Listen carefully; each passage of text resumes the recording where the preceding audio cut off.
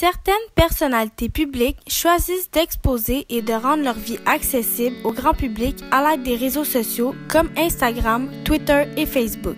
C'est pourquoi il n'est pas toujours évident de pouvoir garder une certaine vie privée pour des vedettes québécoises. Les impacts qui s'installent depuis l'arrivée de ces plateformes qui diffusent de l'information instantanément et gratuitement ont leur côté positif puisque c'est devenu un métier et un revenu, mais aussi leur côté négatif pour les vedettes du web d'aujourd'hui. De comment faire de l'argent sur Instagram parce que ces temps-ci, comme fin 2016-2017, tout le monde devient en quelque sorte influenceur. Puis l'arrivée de YouTube en 2005, certains abonnés arrivent à vivre de leur création de vidéos dans lesquelles les internautes peuvent les voir dans leur quotidien. C'est le cas de Florence Lavoie, une jeune YouTubeuse qui se fait maintenant suivre par 51 000 abonnés sur sa chaîne après 5 ans de publication sur les réseaux sociaux. Donc, c'est sûr qu'il y a un côté positif, mais aussi un côté négatif. Donc, c'est sûr que la popularité de ma chaîne YouTube fait en sorte que c'est mon revenu principal présentement. Donc, ça, c'est un point quand même positif parce que je vis de ma passion, puis faire des vidéos, c'est même pas un travail pour moi. Donc, c'est super le fun de pouvoir faire ça pour faire de l'argent. Mais c'est sûr qu'il y a des côtés négatifs aussi. Des fois, ça affecte un peu ma famille, mes amis qui veulent pas nécessairement tout le temps se faire filmer ou veulent pas nécessairement être dans ma story sur Snapchat. Donc, c'est sûr que des fois, ça peut faire des petites frictions, mais en général, ça se passe quand même bien. Les jeunes artistes québécois ont tendance à vouloir débuter leur carrière en dirigeant les valeurs et leur personnalité dans leur métier pour ainsi les partager avec leurs admirateurs. Donc, c'est sûr que c'est deux mondes différents, mais qui se rejoignent quand même assez bien puis obligatoirement parce que moi, qu'est-ce que je montre sur Internet, c'est moi à 100%. Je vais pas commencer à jouer un personnage ou quoi que ce soit. Quand je suis sur Internet, je suis Florence Lavoie, puis dans la vraie vie, je suis Florence Lavoie aussi. Donc, tu sais, pour moi, c'est super important de rester authentique puis de rester moi-même parce que je trouve que ça paraît quand les gens sont pas réels.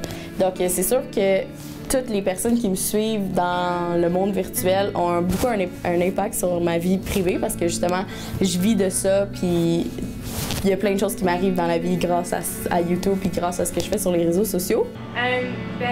Pour garder une certaine vie privée, c'est sûr que dans le fond, tu fais juste pas te dévoiler tout ce que dans ta vie. C'est sûr que c'est tough avec les réseaux sociaux parce que j'essaie d'être comme le plus authentique possible puis je veux quand même montrer qui je suis pour de vrai puis pas juste mettre des annonces publicitaires des affaires comme ça puis je veux quand même être vrai.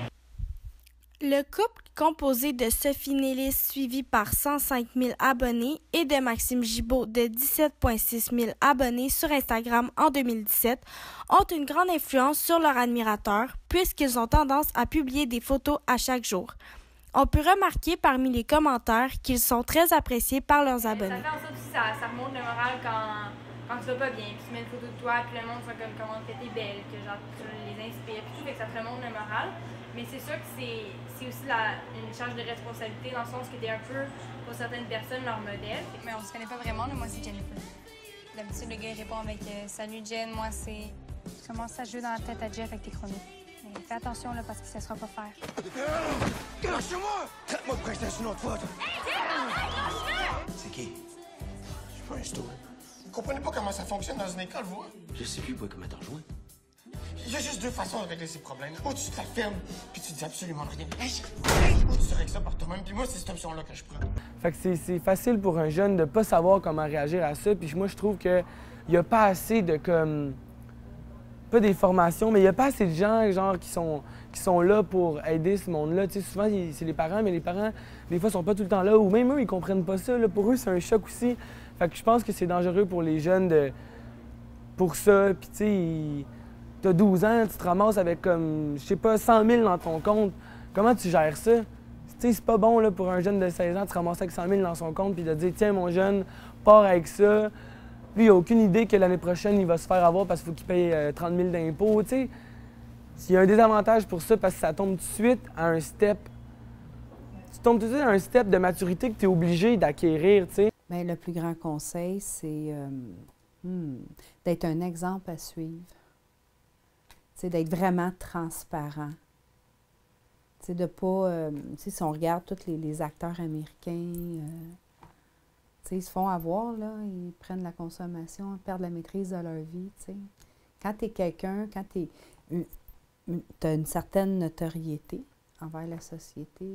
Il faut que tu sois un exemple à suivre. Tout dépendant du métier que les vedettes québécoises exécutent dans le monde médiatique, certaines vedettes des réseaux sociaux, comme les YouTubers, ont un certain contrôle sur les informations que l'on publie sur eux au grand public, tandis que les autres ont directement un lien avec l'intérêt du public.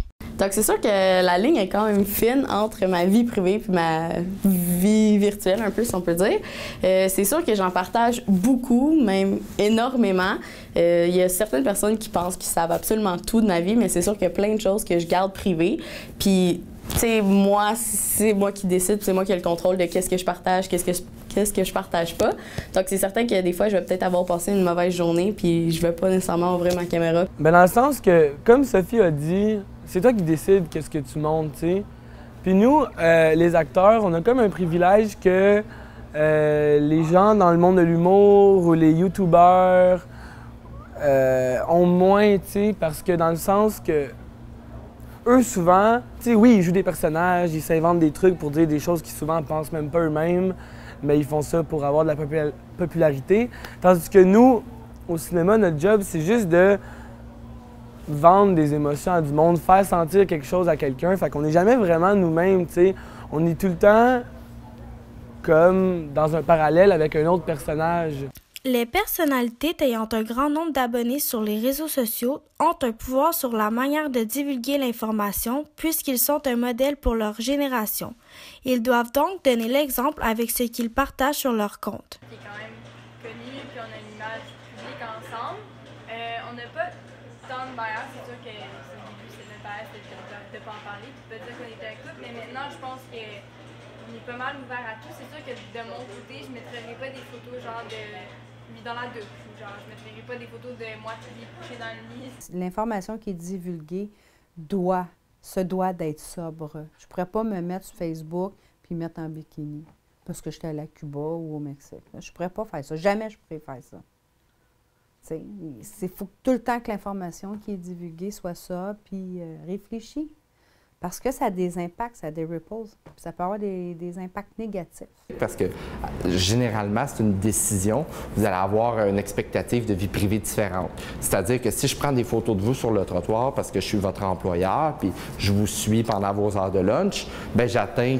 Il est probable que j'atteigne votre expectative de vie privée beaucoup plus que si vous êtes une vedette ou quelqu'un de connu, je vous vois passer sur le trottoir, je suis excité, je prends une photo. Là, on est vraiment dans une situation différente. Ça dépend toujours aussi de l'intention à qui on s'adresse. Les vedettes ont une expectative de vie privée comme tout le monde, mais c'est sûr qu'ils sont aussi des personnalités publiques. Il devient difficile pour les vedettes de revendiquer leurs droits par rapport à leur vie privée, car la justice est publique et donc il peut facilement avoir atteinte à la réputation positivement, mais surtout négativement, puisque les journalistes vont exécuter leur métier, celui de ramener des faits au public. Bien, encore une fois, tu sais, oui, techniquement, en droit, il y a un beau principe qui dit que tout le monde est égal devant le droit, mais c'est plus ou moins vrai. Hein. Il y a une vedette qui va vouloir revendiquer ses droits. La justice, si on parle, mettons, d'un recours en justice, la justice est de nature publique. C'est-à-dire que les recours que vous allez prendre, ça va être public. Fait que souvent, lorsque vous allez vouloir empêcher une information de circuler, le fait de prendre un recours, ça va mettre le projecteur sur l'enjeu. Le fait, si vous voulez arrêter une polémique où vous vous sentez victime d'une injustice, que vous êtes une personnalité publique, mais vous allez encore mettre un projecteur sur l'enjeu. C'est sûr qu'il existe certaines exceptions pour rendre ça confidentiel ou des avis de non-publication. Mais la réalité, c'est que c'est une exception à la règle.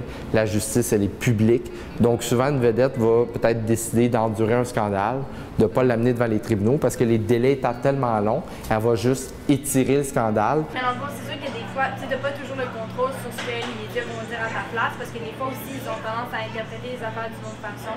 Puis ils ont tendance, des fois, tu sais, moi, puis Max, on se voyait, puis on ne le disait pas à personne, mais on avait tendance à se coller dans le coin et tout. Puis ça arrivait justement que les médias, on n'avait jamais officialisé le fait qu'on était en couple. Puis c'est sûr que les médias, c'est eux qui ont un peu sorti ça comme ça, puis ils ont dit qu'on était en couple, puis ils ont formulé ça dans leur mot à eux. Il y a un concept connu en droit qui déclare que nul n'est supposé ignorer la loi. Mais ce n'est pas tous les citoyens qui connaissent toutes les lois existantes sur la vie privée. Il faut donc prendre en considération que les Québécois connaissent les limites et puissent respecter autrui. Par contre, il y a quelque chose dans le respect de la réputation, dans le respect de l'image qui relève du gros bon sens. C'est-à-dire qu'on sait très bien qu'on ne peut pas galvauder des mensonges sur quelqu'un, on sait très bien qu'on ne peut pas aller se coller au vide de quelqu'un pour regarder ce qu'il fait dans sa maison. Je dis, ça relève aussi de la coutume. Des fois, le droit, c'est aussi la manifestation de quelque chose qui relève du gros bon sens pour monsieur, madame, tout le monde. On sait c'est quoi, la limite, là, elle est claire. Puis en droit aussi, elle est assez claire. C'est sûr. En fait, moi, ça m'est déjà arrivé. Il y a des gens, des petites filles que je sais pas comment ils ont fait, mais ils ont trouvé où j'habitais.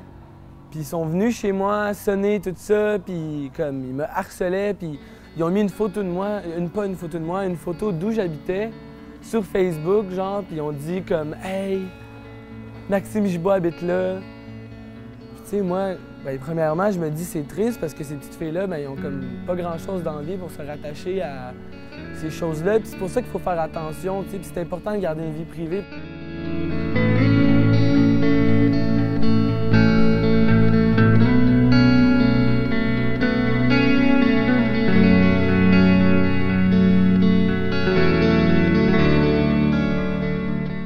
L'émergence des réseaux sociaux a complètement changé la relation entre le public et les célébrités.